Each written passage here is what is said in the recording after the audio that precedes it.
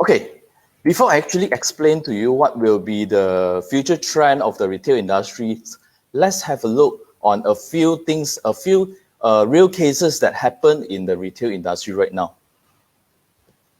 As we see that everyone know about Toys R Us, especially parents, you bring your children to Toys R Us before, right? Do you know that Toys R Us, actually they closed down 800 outlets in 2018? Do you know that?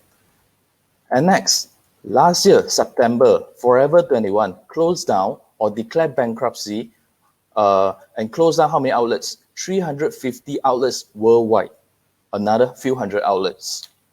Next, according to the Business Insider Malaysia, we can see that US is actually expected more than 9,000 stores to be closed down in 2019. But imagine, that is during the incident of the COVID-19. And imagine today, US is actually the top country which affected by this COVID-19. And the numbers is even triple or 4 or 5 times compared to this amount. You know that? So that is on overseas. What about in Malaysia? Let's see what have happened in Malaysia. Okay, in fact, I believe during this period, definitely there are some retailers still doing a very good business, like those groceries that are selling vegetable, fruits, they are in a very good business now. But I will say that majority of the retailers in Malaysia now is actually suffering.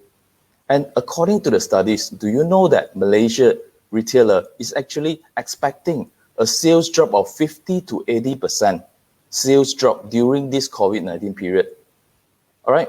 So this is all real cases that happen in the retail industries right now. Okay. Okay, this is if you actually read Sun Tzu Bing Fa, right? In English, we call it Sun Tzu Art of War. Okay, I have translated into English. As you can see that victory actually comes from numerous analysis. No victory will analyze less. It will be worse if not analyzed at all. Okay, let me explain it this in layman terms. All right. You know, in the past, when they go for war, they do a lot of calculation. They calculate about the general, they calculate about the soldier that they have, they calculate about the food, and they even calculate on the geographical area. This is the things that they need to do last time.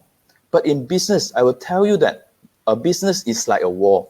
And businessmen, you need to do a lot of calculation as well. For example, when you open a business, you maintain a business, you need to calculate in terms of the overhead, the cost, your staff, the price, the plan, the promotion, a lot of things that you need to calculate. Or even you are in the retail industry now. You plan to transform your business, but you got no idea how to transform, right? You need to do calculation as well. But I can guarantee that after you watch this FB Live with my sharing, definitely you have some idea how to do the transformation in the future. All right. So actually, what will be the future trend? We actually come up with 4 perspectives to determine the future trend. The first one is consumer. Second is on the retailer part. Third is on the industry revolution. And the fourth is the support of the government policies. So later on, I will actually go through one by one in detail to let you know that why we think that these 4 perspectives will determine the future trend. All right. So let's look at the first perspective, which is on the consumer part. All right. Regardless you're in which generation, which age group, or which gender, definitely you will actually look into these 5 aspects, which is more varieties, more choices, right? A lot of choices for you to choose. More faster in terms of what? In terms of the speed, in terms of the pace, especially during this period, a lot of people doing delivery services. So sometimes people will ask, when will be the delivery date? You will expect a fastest process, right?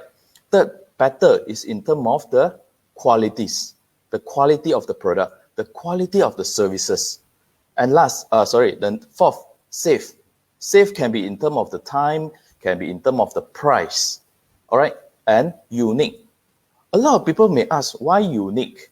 Let me share an experience with you. You know, before the MCO lockdown, I actually have a chat with a group of my friends. You know, one of my friends, right, he actually planning to celebrate his 7 years anniversary with his wife. And he was actually quite struggling for 7 years, what he want to prepare, what gift or what surprise that he want to prepare for the wife. And actually, we have come up with so many ideas. We have telling him that you can cook, you can buy flowers, chocolates, or you can send to her office and so on. But in conclusion, we actually come up with three things which is unique for them. The first thing is the mark. As we can know that the mark that when we pour hot water, there will be printed on the surface, right? That is the first thing. Second thing is the keychain that have both of their photos. Of course, it's both of them, right? And third thing, have you ever know that Touch and Go card, you can also printed something on the surface. It's a customized one.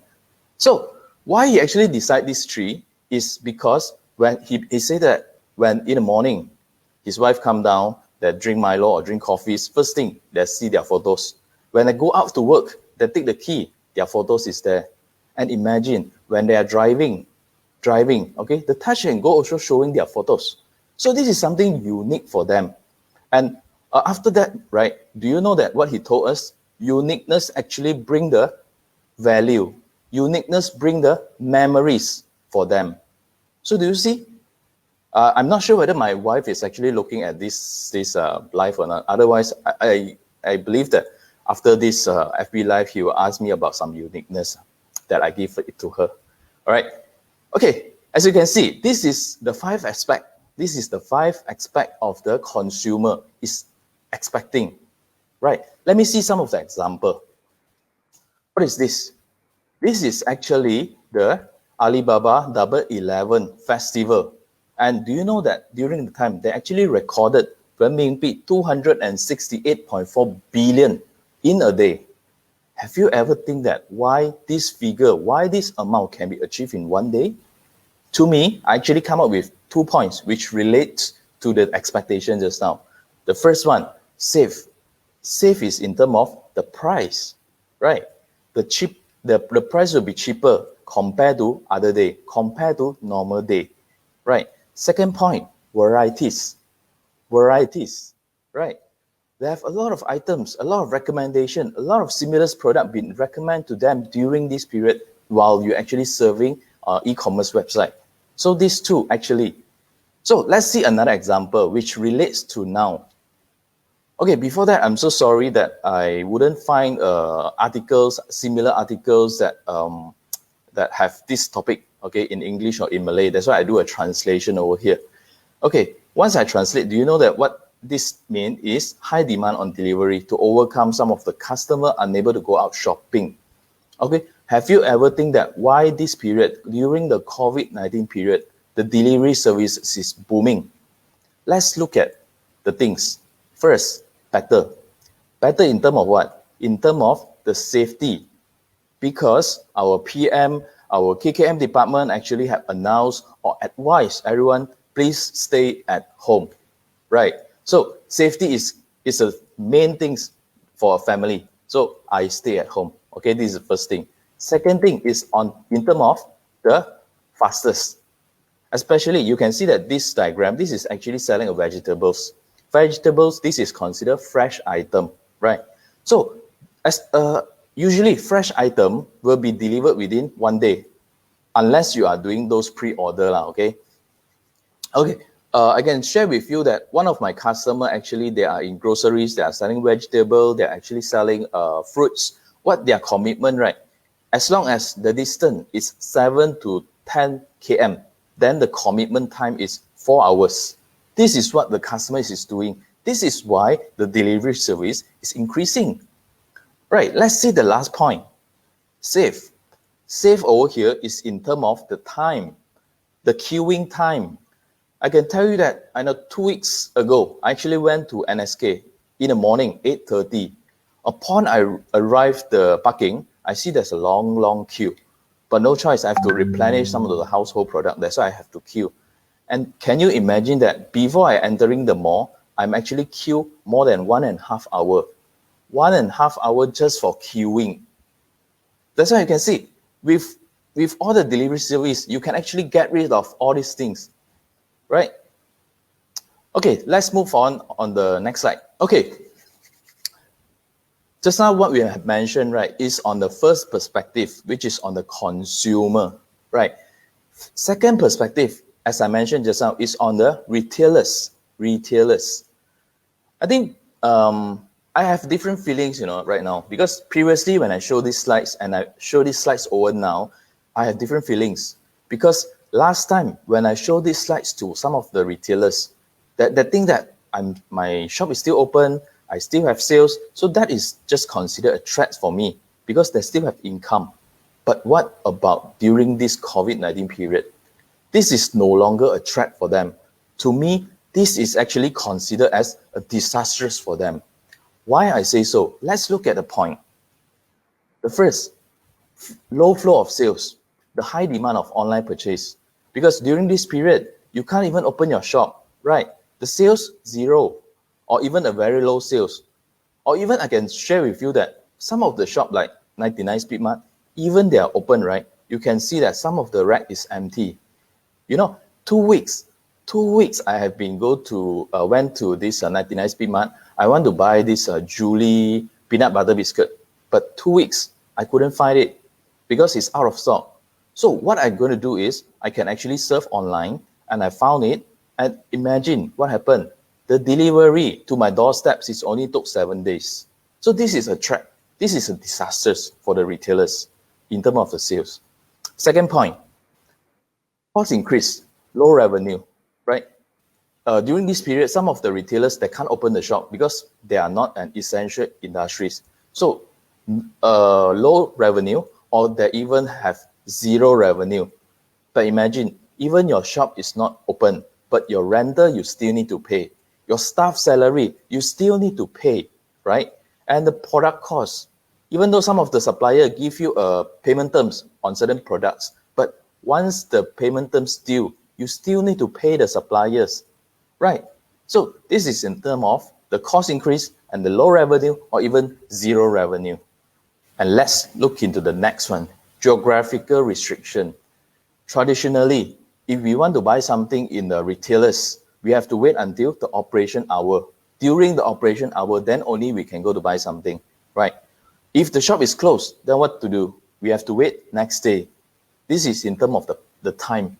And what about the location, the place, right? So the location is actually one of the consideration as well. If let's say the location is 10, 20, 30 km from here, do you think that I will purposely travel to buy the products? Definitely no, right? So this is about the threat of the retailers in terms of geographical restrictions. So next is on the low repeat sales. In terms of the low repeat sales, right, I will relate it to membership. Actually, membership, as we know, that is very, very important. But do you know that we have met so many customers? I can tell you that they're actually more than 50% of the retailers is not doing membership. They do not have member data, member record they do not have. Why I say this is very important? I give an example. Imagine today I am a boutique. I can't even open my shop, right? Or even I open my shop, there's no customer walk in to buy. Imagine if I have more than 10,000 customers. Then during this period, we know that what is the top selling product? A mask, a hand sanitizer, or a thermometers. If I do some, I brought in some, let's say a mask. Okay, I brought in some hand sanitizer and I start to blast to this group of member. I told them that, okay, during this period, everyone are advised to stay at home, but actually I sell these products during this period. Do you think that I will generate some sales from there? Definitely yes, right? This is also one of my customers that do. She's actually doing, they have about more than 18 outlets. They're doing a baby products. Baby shop, as we know that during this period, also closed. So what they do now is only they're receiving the online orders, but at the same time, they actually sell masks. They sell the hand sanitizer for kids.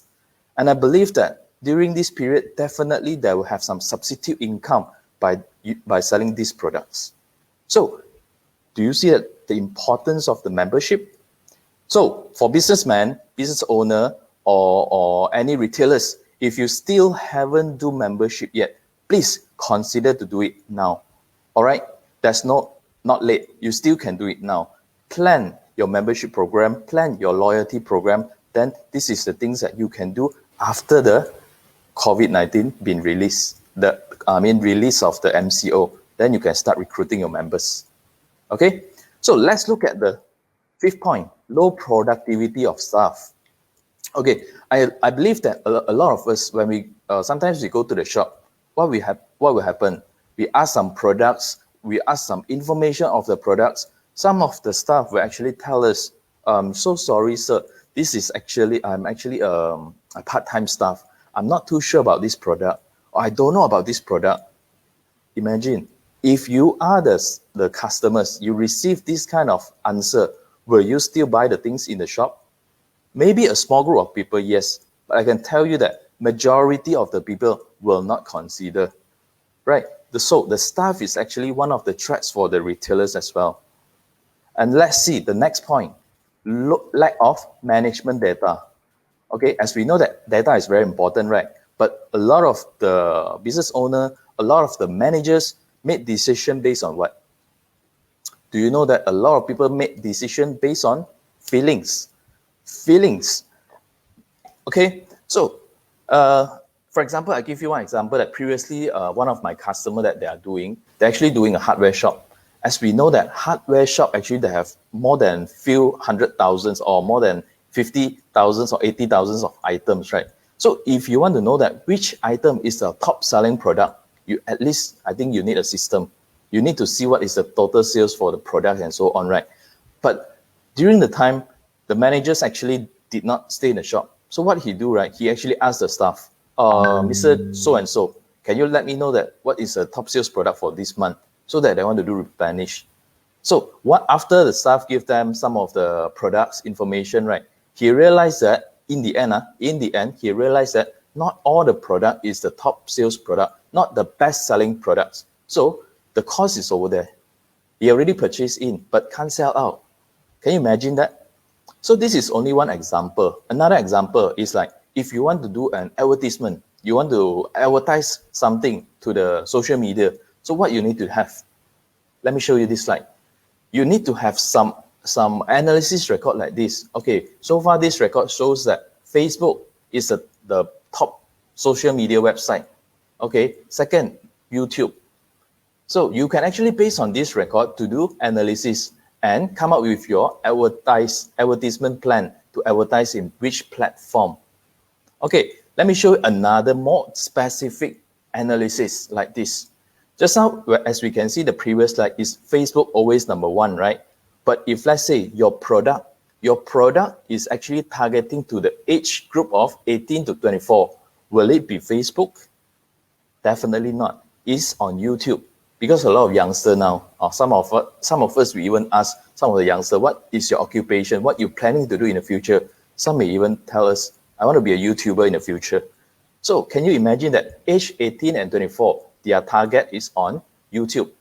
So if your product, you want to specific to this group, then you should advertise in YouTube.